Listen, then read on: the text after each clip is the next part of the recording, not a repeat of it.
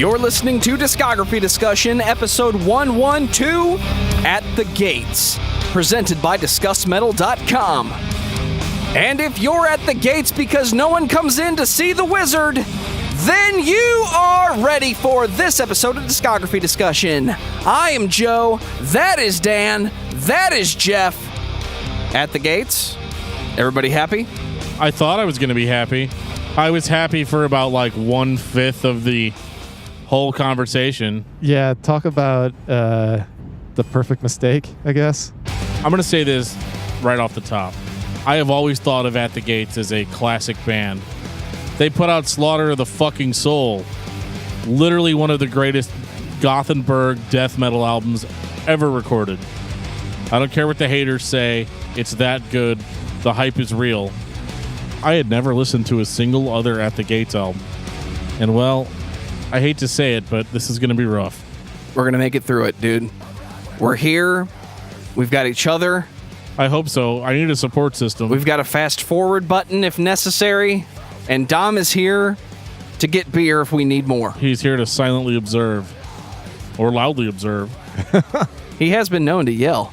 Every now and again, he could pick up a chair and throw it against the wall. Not that wall. That wall's made out of concrete. I would suggest one of the interior walls. Yeah, I don't understand Maximum that context. effect. Well, before Dan starts remodeling the studio, I'm going to take this time to say thank you to everyone for listening to the podcast. Thank you for listening and for subscribing. If you are not a subscriber, then you can find everything Discography Discussion at discussmetal.com. We're on Spotify, Apple and Google Podcasts, TuneIn Radio, Stitcher, so if you have an Amazon Echo or a Google Home, you have no excuse. Ask it to play the latest episode of the Discography Discussion podcast, and it will. We're also on Facebook and on Twitter at Discuss Metal. Be sure to like, favorite, and subscribe. It really helps us out. It lets us know you're listening, and now Dan is going to tell us all about 5-star reviews. Well, 5-star reviews are very much preferred to 1-star reviews. But we've gotten a lot of 5-star reviews and only one 1-star review, so I guess that's pretty good, right? To be fair, I'll take a 1-star review over no stars. Well, that is kind of true. Here's the thing about reviews. It's not necessarily that they make us feel really happy inside. It has more to do with the fact that algorithms control everything that you see and hear these days. So the more reviews that we get, the more likely we are to be recommended to other listeners of metal podcasts. So send us a review, whatever review you think we deserve. Don't let Dan fool you. It's all about making him feel all warm and gooey inside. I am kind of like a gooey butter cake. Ooh, who's got the powdered sugar? We got a comment from Jeffrey De Los Santos on Patreon Review 45, Gazing at Medusa by Tourniquet. Ugh. How many beers did y'all have before this? 7. To be fair, I had been drinking for 5 hours. I thought I made that clear. 7. I don't think I had anything. Did I? 7. No, I had one. A single beer, so apparently I'm the lightweight. I'm not sure if that's a negative or a positive, so I'm just going to say thank you, Jeffrey. And to be clear, I'm talking to Jeffrey De Los Santos, but thank you too, Geoff.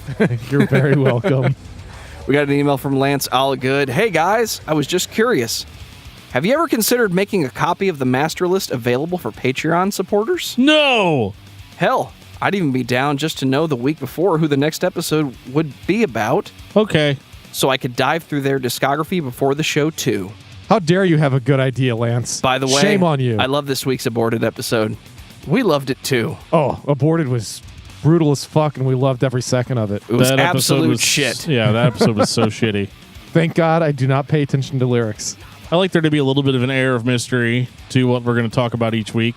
Makes it fun and fresh. At least it does for me. Yeah, and we do tend to drop hints generally throughout the previous episode or two. Sometimes Geoff just blurts it out. Yeah, because I'm a dumb fuck. He's punished. Don't worry. But if you're cool, we take care of it later. If you're cool like Lance and you're a Patreon supporter, absolutely, we will let you know ahead of time what bands we're going to be talking about. That is a good idea, and we will do it, sir. So, Dan, tell me about At the Gates. At the Gates is a Gothenburg death metal band or a melodic death metal band. They formed in 1990 out of the ashes of a band called Grotesque, who I actually like more than the early At the Gates material.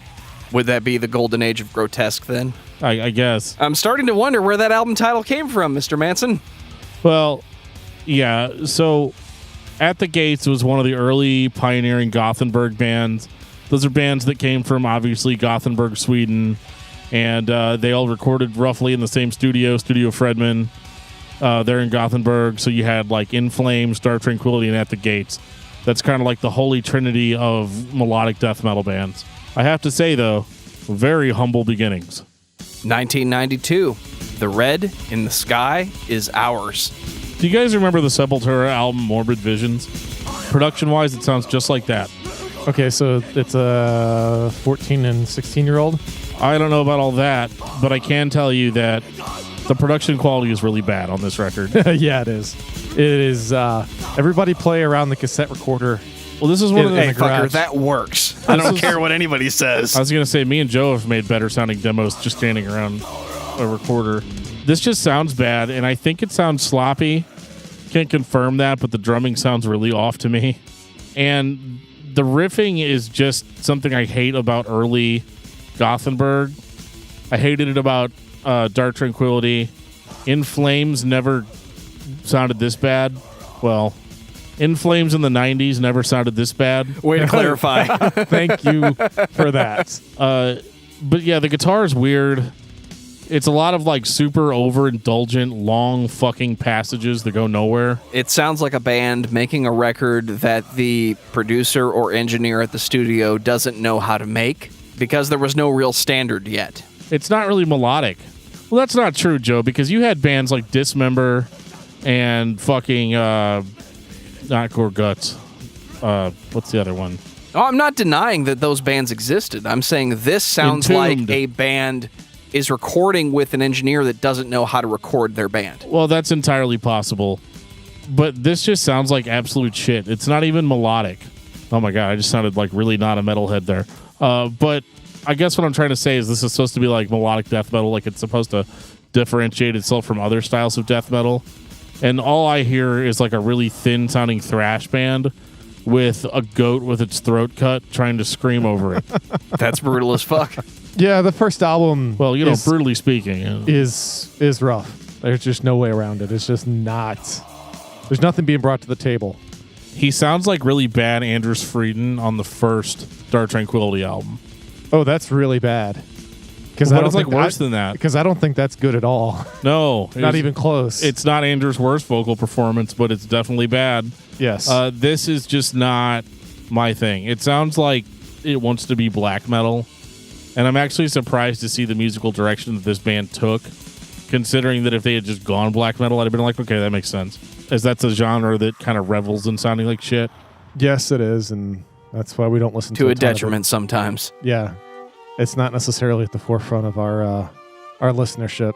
Now, they did try to spice it up. Like, we're listening to the second song, which starts off with a really kind of a fun, like, folksy violin type of song, or like melody, and that stuff sounds cool. Like I could listen to a whole hour of this, but I just the rest of the band around it is just terrible, and I'm having trouble understanding because like I occasionally frequent a website called Encyclopedia Metallicum or Encyclopedia Metalum.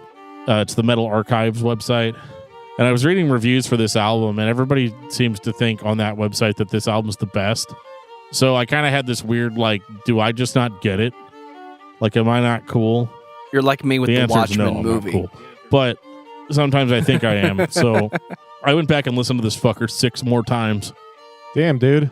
That's even more than me. And now I hate it even more. I hate it 6 times more than I did the first time. The shit just doesn't go anywhere. Like, there's melodic shit thrown in there just for the sake of it, but it's not really melodic death metal. It just sounds like bad black metal or thrash metal. Like played in a tin can, and the singer doesn't sound good at all, like even a little bit. And that's like by death metal standards. It's like, I'm not asking for much here. I just want you to sound angry and mean it. So you're not going to cut them some slack since it's their first full length in 92? I think that my first full length was better than this, and that's not saying much. Like, I'm not saying that to toot my own horn. I think they're both not amazing records. It's just that you think it's... The Red in the Sky is ours is just filled with so much fucking melodramatic bullshit that only makes sense to the guitarist, He seems to be the only competent member of the band, but even then, he takes this band in weird directions that don't really make sense, and it is to the detriment of the overall sound. I wish I could say that the album that came a year later with Fear, I Kissed the Burning Darkness was any better. 1993. Yeah, so I think these early albums, the reason why people like slobber all over them is retrospectively looking back at how important they were to the genre. I don't think they were. One album was. Yeah, but not this one or the one before it. I agree. I'm not going to disagree with you on that, but I'm telling you, I think that's the reason why people love these. Because they're saying, okay, look, they did all of this early on, and look what it led to. It led to a seminal release that is like it's incredibly important to melodic death metal, metalcore. There's a whole bunch of stuff that they influenced as time went on. So everybody's going to love their discography as a collective whole because of that. So this is idealistic history, is that what you're saying? Yeah, pretty much. It's like Saint Anger in reverse.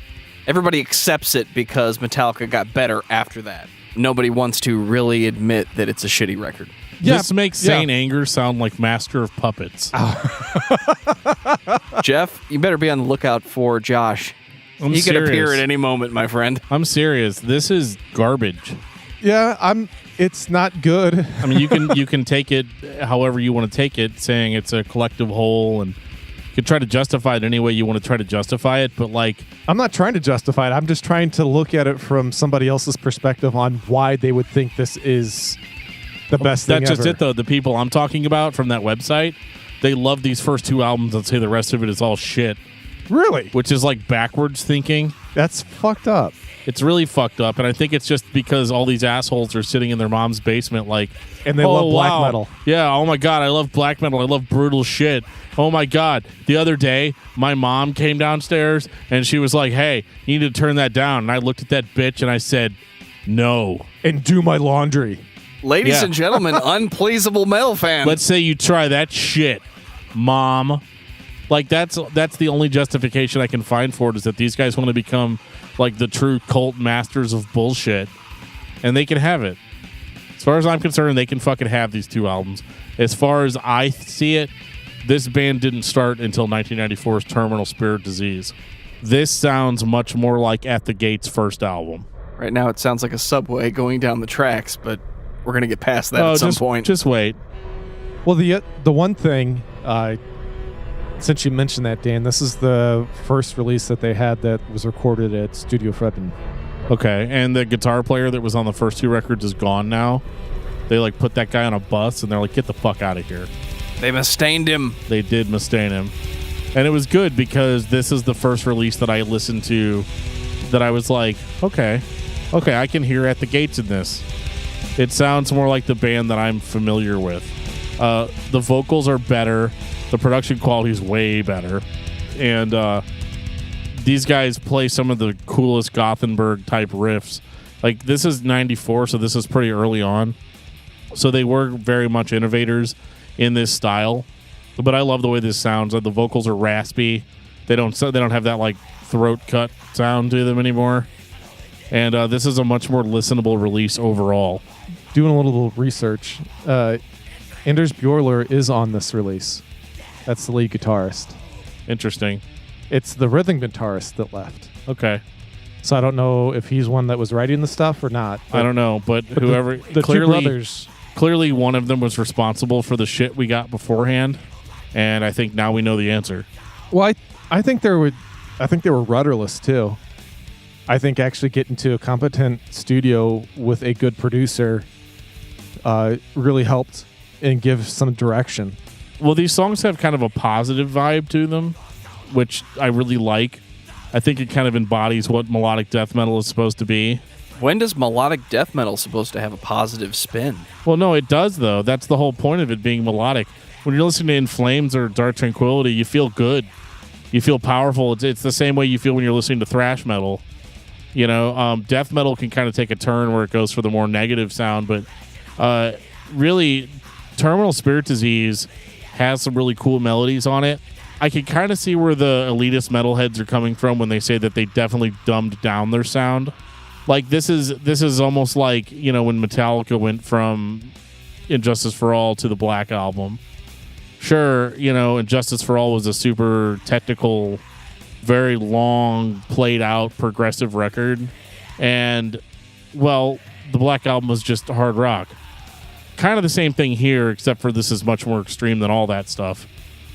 This is still a very heavy release. It's not something that your grandma's going to want to listen to unless your grandma's awesome. The ideas make sense. The ideas make sense. The songs are actual songs now. And that is important. I don't care what your style is. If the song doesn't make sense, what am I listening to? I'm heaping a lot of praise on this record. I think it is really good, but I do think it suffers from being a little bit too simplistic. I mean, it's a great blueprint for what they were going to become. Yeah, I mean, it's stripping it down and focusing the group, which I don't mind, especially considering what we got for the first two entries that were really, really spastic. Right. It's also 1994. From our perspective, they've been working on this for 3 years. In that way, this is kind of their first endeavor. This is the first thing they've done that's real. Yeah, it's the first time that they, like I said, they were with a legitimate producer. Was this in Studio Fredman? Yes, it was.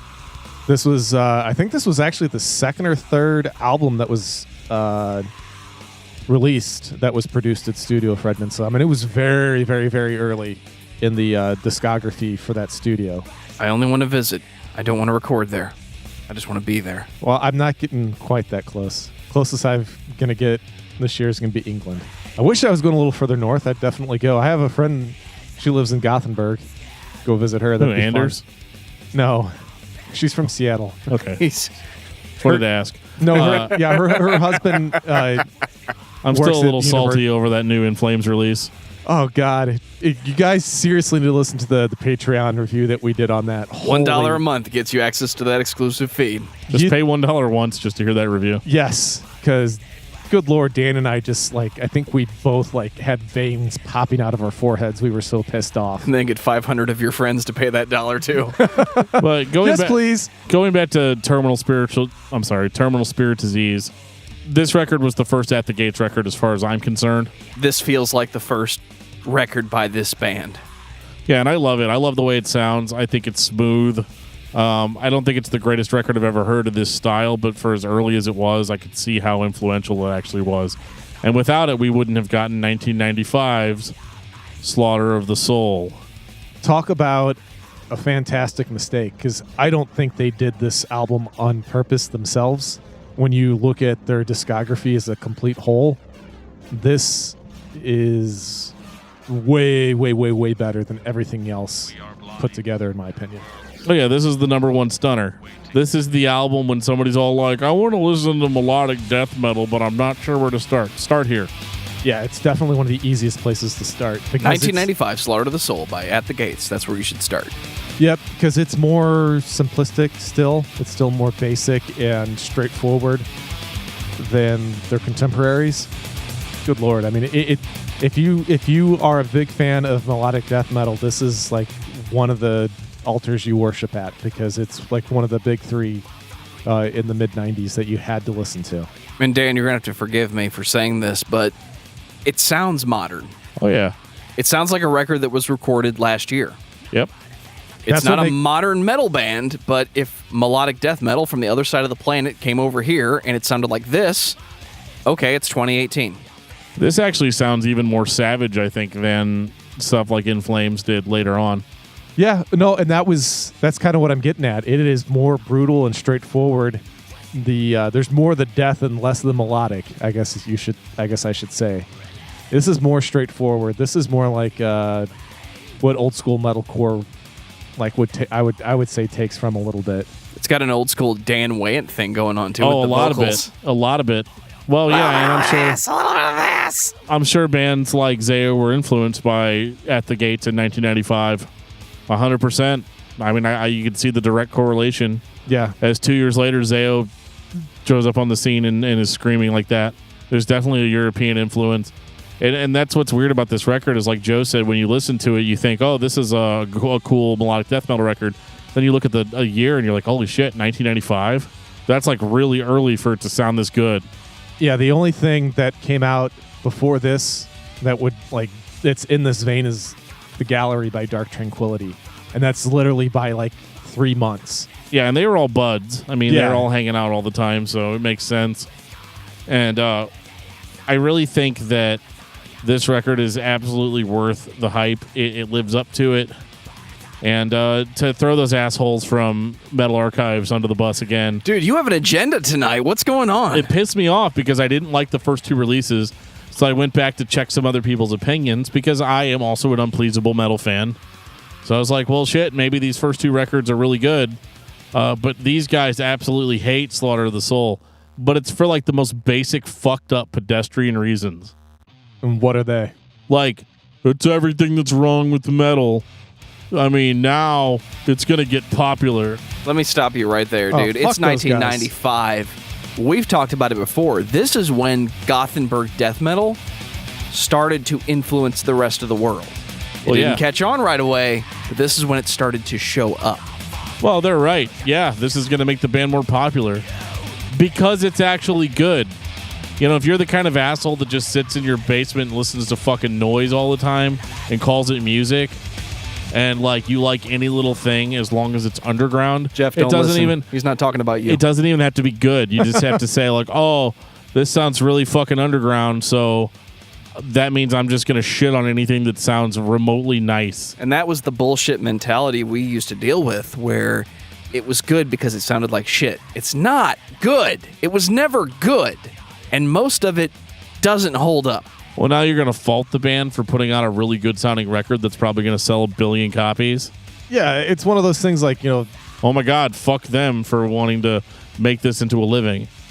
Yeah, that's always been the crux of the issue for me with elitists in music in general. Yeah, because I came from I like punk and ska, and besides the classical music, that is. So that's what I listened to before I really got into metal. And it was the same thing. As soon as you sold out as soon as you got popular. Well, what the fuck? You make good music, people fucking buy it. Big fucking deal. And this isn't really sellout, right? What would be sellout in 95? They would have had to add cleans. Gee, I don't know. And just have an album that's all black. Yeah, like an album that's just all black. Write a song called snake. March of the Pigs. Yeah, I mean, if this is sellout bullshit, how fucking far gone are you as a music fan that you can't even appreciate that this sounds good? This is still not something that the average Megadeth fans are not going to buy this unless they're just really into guitar. Then they'll be like, fuck yeah, let's do it. Yeah, if we'd picked this up, we would have thought, okay, it sounds like thrash metal with more double bass. We probably would have compared this to Slayer 20 years ago, but then the vocals would have just been something totally different. See, I don't know what I would have compared it to. It's been 24 years. I don't know what I would. I think that was the whole mystique and the appeal to the Gothenburg sound was that it wasn't as they really started to come in their own. It wasn't comparable for the most part to other things, and I guess thrash is the closest you could get. Well, it's death metal for the masses. Yeah, is what it is, because the average person's not going to go buy an Obituary record or a Grotesque record or an Entombed record. Those were still too guttural, or a Cannibal Corpse type sound, where it was just all no compromise, brutal throughout. This was something you could get behind. People that were into bands like Iron Maiden would like this, musically anyway. I think the vocals are still largely polarizing, but the vocals kind of take a back seat on this record if you've noticed. Yeah, and I think that's a good thing. Oh, I do too. I think that letting the music breathe was one of the smartest things they could have done. And I think that's also one of the things that I think being with an established producer. Well, I guess this is really one of the few early albums that helped put him on the map. But this stuff is great. This is if you're into melodic death metal, this is what, top 5 maybe?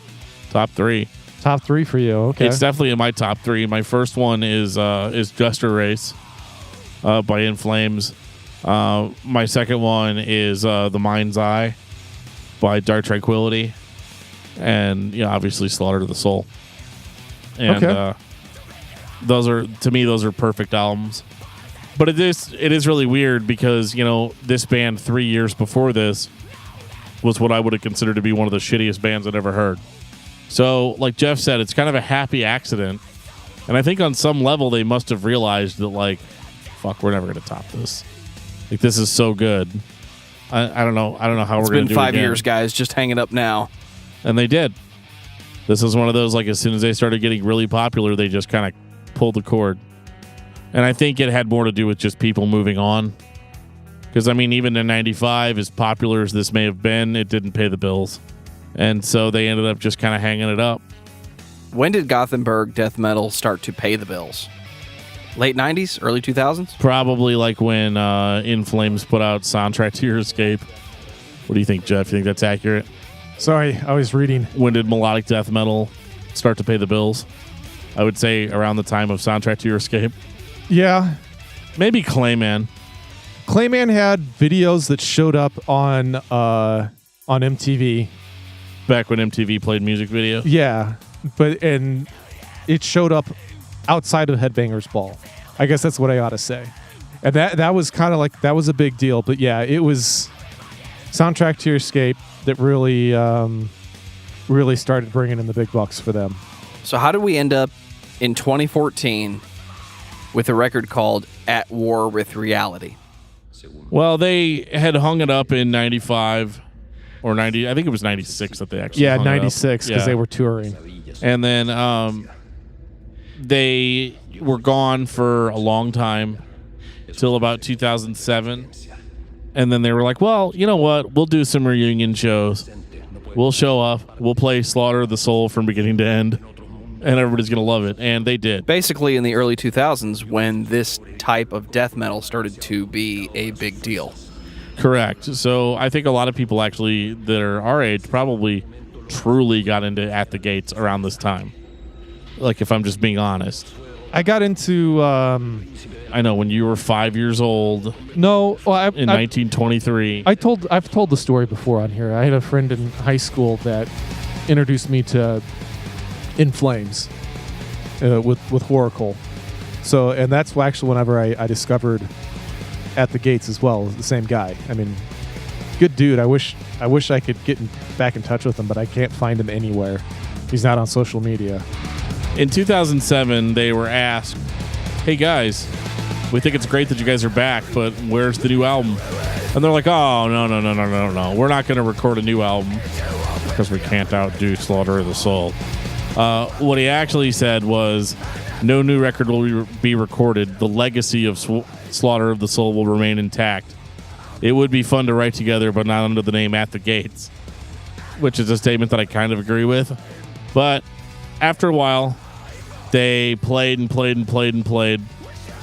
And eventually in 2013, they were like, okay, we're going to record a new album. Because that's how the money train goes. That's how the money train goes. People want to hear new stuff. Come on, guys. What else you got? So we got At War with Reality in 2014.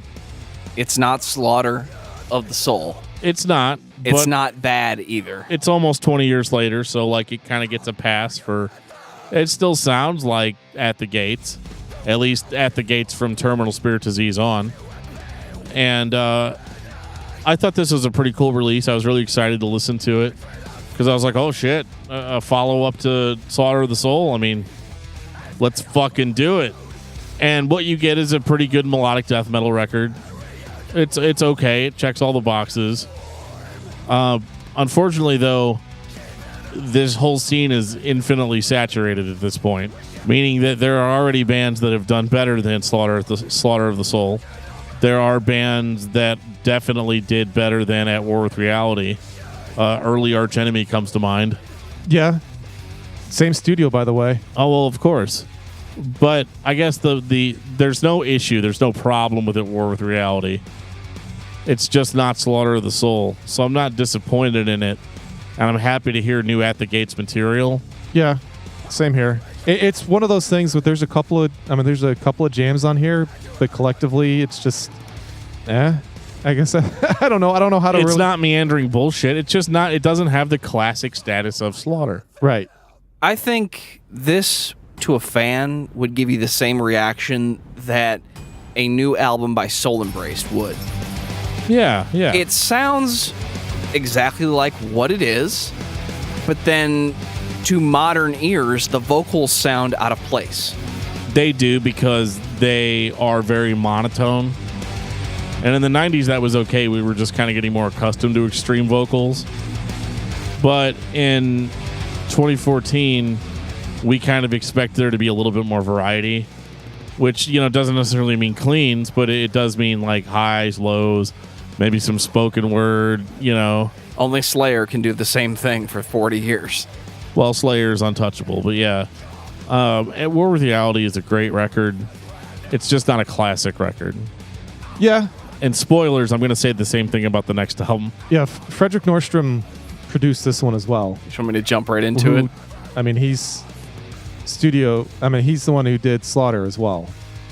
So, I mean, I appreciate them trying to go back to the well to recreate what they had 20-something years ago, but I think that was actually kind of the problem, though, too. Well, I don't think that they were trying to outdo Slaughter either, though. I think it was literally just one of those, like, let's put out a new album. We could write some songs. Yeah. Right. But for that reason, I feel like this is another Soul Embrace scenario. There was no progression for me. That was my biggest complaint. Right. And after 19 years. There should have been. Yeah. They kind of go off the success of that for about 4 years, and then they come back last year in 2018 with To Drink from the Night Itself. I'm sorry, that's just a very corny title. Well, yeah, I mean, it is, but it's not any worse than With Fear I Kissed the Burning Darkness. Like, what the fuck? But To Drink from the Night Itself is, I think, more of a progression of their sound. I think there's a lot more atmospheric elements to the album, where it's not just a straight go for the throat like Slaughter the Soul was. And so I don't judge it as harshly as I do with At War with Reality, because that one sounded very similar to Slaughter. This record, I feel like, is their first time that they've kind of branched out and tried to do something else. I agree. I like this one quite a bit more. I actually texted you because I got all excited when Nameless Sleep was on. I was like, holy shit, it's like, I like this. And I think they did the right thing. I mean, the guitarist is gone, because it was two brothers, and so they parted ways with Fredrik Nordstrom as well, and they have an English record producer that's done stuff with Napalm Death, and I can't remember his freaking name. Oh, Napalm Death. Russ Russell. Getting excited just talking about it. Yeah, I know you would be. But yeah, it's if they continue to go in this direction, I'm interested. Well, yeah, because they're trying to tell more of a story with their music this time. They're not just like, let's just play a bunch of fucking riffs and hope for the best. Which is, I mean, honestly, as much as we say that Slaughter of the Soul was just like creative genius, it literally could have just been one of those 1 in a million chances where we just threw a whole bunch of riffs down and they just all happened to be great. And they had good direction. Yeah, they had somebody steering the ship that wasn't a member of the band. Yep, and I think that helps a lot for some people. But To Drink from the Night Itself, I think, is a really good record. It's not my favorite At the Gates record, but it's probably a second favorite. Agreed. Same here. I think Does this count as something new from a band that's been around for technically almost 30 years? Yeah, absolutely. Yeah, this is great. This is a very relevant release for them. And I'll listen to the next one. I'm still actively interested. With At War with Reality, I probably wouldn't have been. Yeah, I'm glad. The only reason I would have continued past it is because I had to for a podcast. Kind of like how we are with... Never mind, I'm not going to say their name. Final thoughts on At the Gates. Geoff. So they put out a seminal release that is important to me within the scene. Slaughter is, amazing. And I actually really, really like the new direction that they're going. And I like the fact that they're taking a chance. To Drink from the Night Itself is really a pleasant surprise, because I thought that they were just, you can't teach an old dog new tricks kind of thing going on. Because after 19 years and you come back and you sound the same that you did 19 years ago, that worried me. But whenever they came out with this, I was super excited. So I'm very curious to see where they go from here on out. Dan, what about you? I think that Slaughter of the Soul is essential. I think if you take nothing away from this episode, that's the record you want to listen to. To Drink for the Night itself is really good. It comes in a close second. And Terminal Spirit Disease is actually a good one, too. Just ignore the first 2 records. Like, completely. It's not even the same band, in my opinion. You feel cheated like they were a demo that made its way onto your podcast? Yeah, I'm, like, pissed off that I only talked about, like, 4 albums out of... I don't even know how many albums they have. Like, 6? I kept on thinking so 5, 4 out of but 6 were good. So, in that sense, the bad does not outweigh the good. However, I just want to have a little bit of a shout-out to my buddies over there at Metal Archives. I really hope that in the years that have passed since you left those reviews saying that the first albums were good, I really hope that you have taken the time and the self-reflection to realize that you need to be more honest with yourself about how things make you feel. I'm not talking about your cult status because none of that's real. That's all on hidden Facebook groups. Like, none of that's actually real. So I just hope that you guys realize that and understand that just because an album sounds good doesn't make it a bad thing.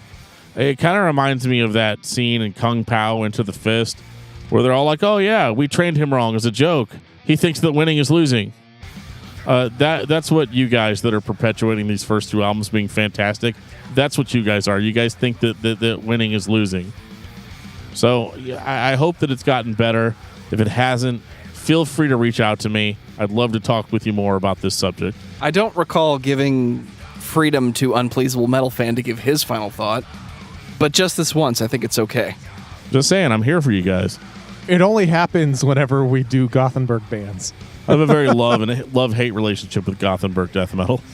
At the Gates is a name that comes up anytime anybody talks about Gothenburg death metal. I don't really care about where they came from if where they are today is good.